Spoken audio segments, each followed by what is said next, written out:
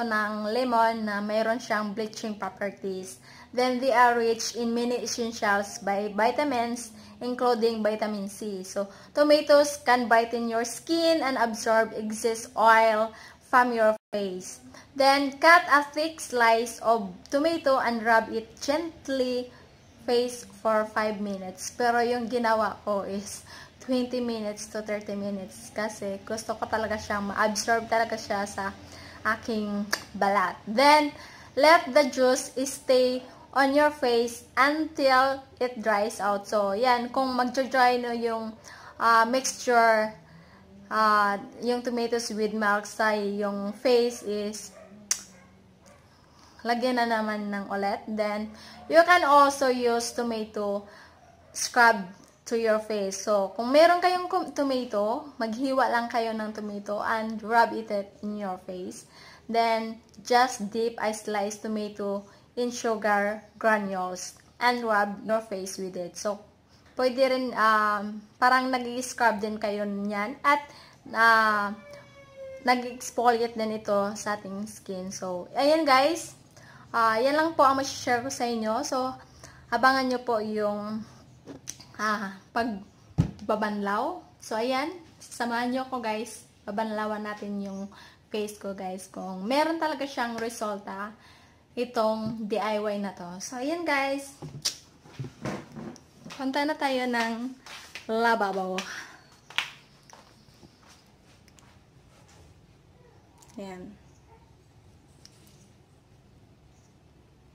And there are blue skies all the time, and everything I do, I wanna do it with you. And sometimes things aren't going right, but you're the last piece to the puzzle of my life.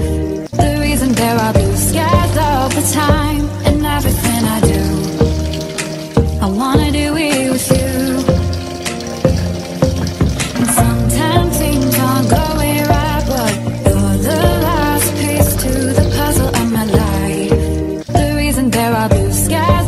time and everything.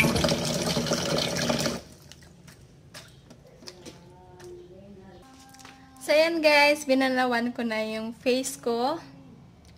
Ayan, napapansin nyo guys, yung skin ko is mayroong pamula-mula.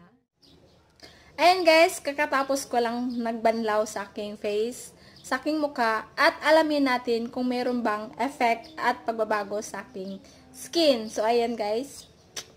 The one thing na napansin ko is meron akong pamumula here. Yan. And dahil ata yan sa acid na meron sa tomato. And meron kasi siyang bleaching properties. And that the second thing is meron siyang pinkish effect. Ayan. Tama ba? Hindi lang ba ako nakapansin yan? Meron talaga. Nagpipink yung skin ko dito. Dito banda, ayan. And the third one is smooth yung skin ko dito. Dahil ata yan sa milk na hinalo natin. Dahil yung milk is nagpapa-moisturize talaga yan sa ating skin. So, ayan guys. Wow, I love it. So, ayan guys, nagustuhan ko yung DIY na ito at ulit-ulitin ko pa ito guys dahil hindi talaga ito nakaka-harm at wala siyang chemical and very natural lang at hindi pa tayo gagastos ng malaki. So ayan guys, dito lang natapos yung video. Masishare ko sa inyo sa ngayon and I hope na nagustuhan nyo po yung videos ko. And kung gusto nyo pa ng another beauty tips and beauty secrets, so please do subscribe kung bago pa lang kayo sa akin channel. I-subscribe nyo po ako at pindutin nyo po yung button bell para ma-notified ko kayo on my next video. So, bye-bye!